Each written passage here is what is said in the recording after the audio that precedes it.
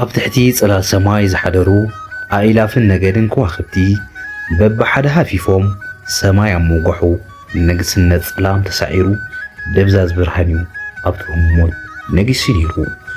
ሩባ ከተማ ጻድቃናት ድማ ምስቲ ዕሙር ሽባኻታትን ምስ ሓያል ሽኽሽኽታን መዝሙር ግሩማት ኣዕዋፍ ገነትን ተደሚርዎ ኤዶም ኣብ ምድሪ ኢልካ ትድምድም።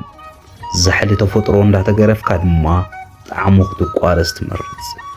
ሕጊ ህይወት ከመይ ምዃኑ ግን ኣብቲ ጽባቕኡ ዘይድረት ብዕምባባታት ሹሻን እሾኽ ጽጌረዳን ዝማዕረገ ጫፍ ጽባቐ ዝኾነ ሩባ ሽታ ዕጣን ቤተ መቕደስን ሃገግትኡን ዜማ ማህሌት ኣማልኽትን ኣይገርፎን። ቀንዲ ጽባቐ ናይቲ ቦታ እዩ ድማ ኣብ ማእከል እቲ ዕሙር ኣግራብ ድማ ከም ኣትክልቲ ገነት ዝተመርጸት ተኽሊ ዕፀ በለስ ትመስል ዓባይ ገረብ ኣላ። ሓንቲ ዓለማት ዝጸልመታ ሄዋን ድማ ብገመድ ተንጠልጢላ ሕልፈታ ይርአ እሞ ዋላ እታ ገረብ ብሓዘን ደኒና ይመስለካ ግና ትንፋስ እታ ሄዋን ክትሞት ኣይከኣለትን። መዓስ ዝጥራይ ኣብ እግሪ እቲ ዝተንጠልጠለት ሬሳ መልኣኻዊት ህፃን ብምረት ማማ እንዳበለ ወጨጨ ረዳአ ግና ኣይነበረን። እቲ ዛንታ ሓንቲ ኣደ ፈንጠዝያ ዓለም ጸሊኣ ብገዛእ ፍቓዳ ኣብ ማእከል እቲ ሩባ ውሉዳ ገዲፋ ኣብታ ረፍዲ ተፋንያ። ሬሳ ሰብ ዝጾረት ገረብ እውን ነብዓታ ይሕለብ ምንባር ዝመነነት ይዋን ድማ ኣብ ክፋል ናይታ ገረብ ተንጠልጢላ ተሓኒቓ ክትብል ይኸብድ። ቅርዘ ግርሞት እዩ ሕብሪ ዓለም ኣብታ ረፍዲ ብዙሕ ገጻት ተርእየካ። ንእሾ ደብዳቤ ብደም ዝተፈረመት ኣብ ኢዳ ጨቢጥ ኣላ። እቲ ህፃን እውን ዓለሙ ዘይበሓተ ጋሻ ናይ ዝዓለም እዩ። ኣብ እግሪ እቲ ዝተሓንቀ ድሮ ሬሳ ዝተባህለት ይዋን ኮይኑ ማማ እንዳበለ ብዓውታ ይጭድር መላስ እግራ ይነበረን። ጫፍ እግራ እንዳተንከፈ ድማ ነብሱ ዝነገሮ ይመስል ማህሌት ጎረርኡ ቃንኡ ክሳብ ዝቕይር ብምረት መመሊሱ ይበኪ።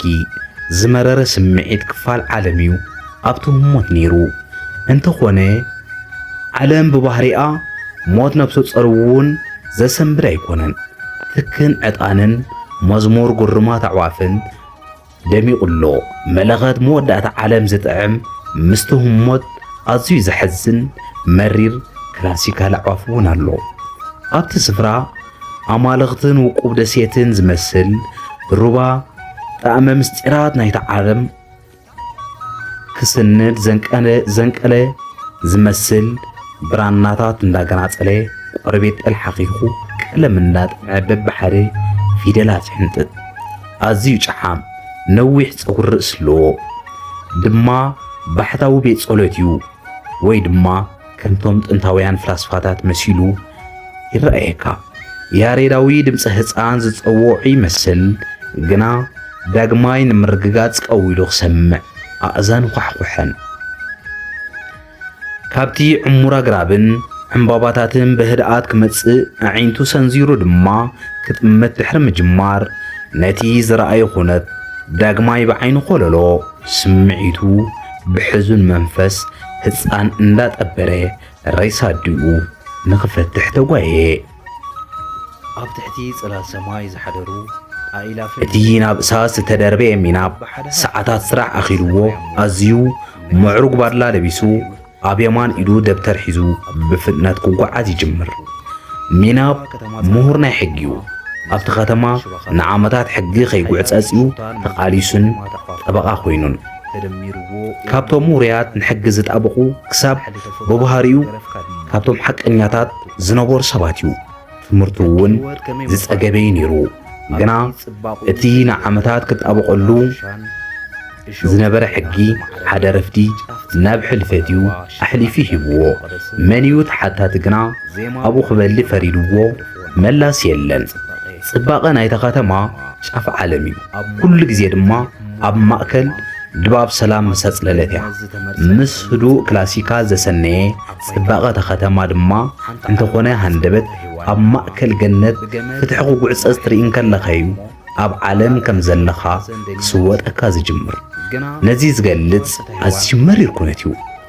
ሚናብ ኣንጊሁ ግንባር በዓልቲ ቤቱ ይስዒሙ ዝወፍር እታ ዓለት ድማ ከም ኩሉ ግዜ በዓልቲ ቤቱ ተፋኒዩ ክወፅእ ይጓየ ጸሊም ባድላ ምስ ንእሽቶ ሳምሶናይት ነገር ቦርሳ ሒዙ ክስጉም እንከሎ ጽባቂኡ ሓለቓ መሳፍንቲ ዝመስል ግና ከምኡ ይነበረን ጠበቓ ሕግን ውፅዓትን እዩ ሃንደበት እምበኣር ኣብቲ ሰፊሕ ጽርግያ ክሳገር እንከሎ ኣዝዩ ሓደ ከቢድ ኩነት የጋጥም ዝገርም ረፍዲ ሓንቲ ነብሰ ጾር ኣደ ኣብ ማእከል ጽርግያ ክትሳገር እንከላ ተሽከርካሪት መኪና ብሕሱም ናህሪ ሃሪማታ ዝኸደት እያ ግና ዘልዕላ ይነበረን ሃንደበት ኣዒንቲ ምእማን ዝኣበያኦ ሚናብ ካብቲ ዝነበረቶ ብስምባደ ልዒሉ ከተሳእ ይርአ ነዚ ዘስተውዓለ ሚናብ ሕግን ሕልንኦን ገዲድዎ ካብ ዝወረቐቶ የልዕላ ናብ ሕክምና ድማ የምርሕ ኣብቲ ውሩይ ሆስፒታል ናይቲ ከተማ ክእትዋ እንከሎ ብዙሕ ላዕልን ታሕትን ዋላ እኳ እንተተባህለ ህይወት እታ ነብሶ ጾርን እቲ ህፃንን ግን ክምለስ ኣይከኣልን ድሮ ተደዊልዎም ዝመፁ ኣኽበርቲ ጸጥታ ፖላዊስ ናይታ ከተማ ድማ መንነትን ሃራምን ተሃራምን ስለ ዘይተፈልጠ ክሳብ ዝረጋገጽ ተባሂሉ ሚናብ ናብ እስር ቤት የምርሕ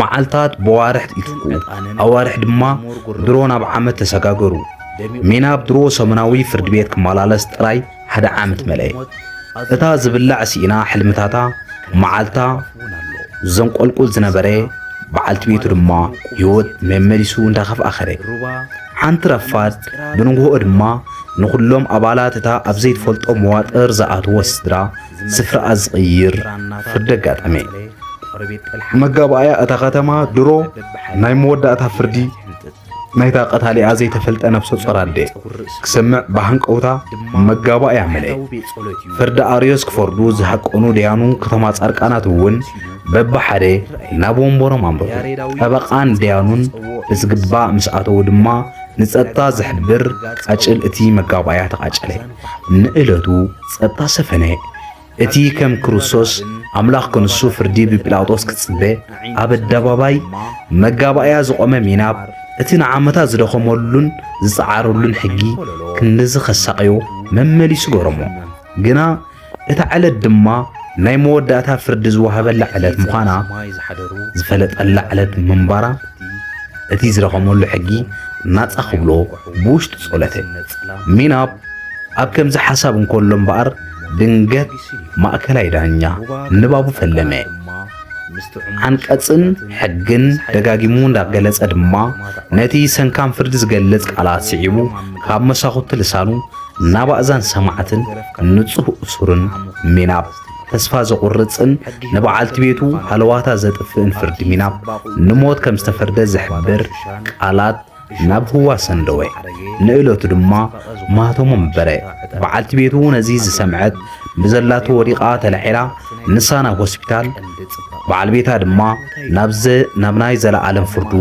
ብዘይገብሮ ብፖላዊስ ተዓጅቡ ምርሒ ዝብል ጽሕፍቲ ካብ ኢድ እቲ ዝፈትሖ ሬሳ ኣንቢቡ ዝወደአ ባሕታዊ ነቲ ህፃን ሓቂፉ መመሊሱ ኩነታት ዓለም ብምረት አልቀሰ እቲ ባሕታዊ ብሓያል ንብዓትን ትካዘን ዘይፈልጦ ሬሳ እሞ ድማ ዓለም ዝበደለታ ሔዋን ሓጋዘብ ዘይብሉ ብገዛእ ባዕሉ መቃብር ፍሒሩ ዕጣን ኣትኪኹ ጸሎት ዓሪቡ ነታ ሔዋን ኣብታ ጸላም ረፍዲ ብዘይቀባሮን አልቀስትን ምስ ህፃን ንእሽቶ ወዳ ኣብታ ህሞት ብዘሕዝን ስምዒትን መንፈስን ቀበራ እታ ኣብ ኢዳ ዝረኸባ ንእሽቶ ሕንጣጥ ወረቐት ድማ ብዘሕዝን ኣብ ልዕሊ መቃብራ ወቂሩ ነቲ ህፃን ሒዝዎ ካብቲ ከባቢ ተሰወረ።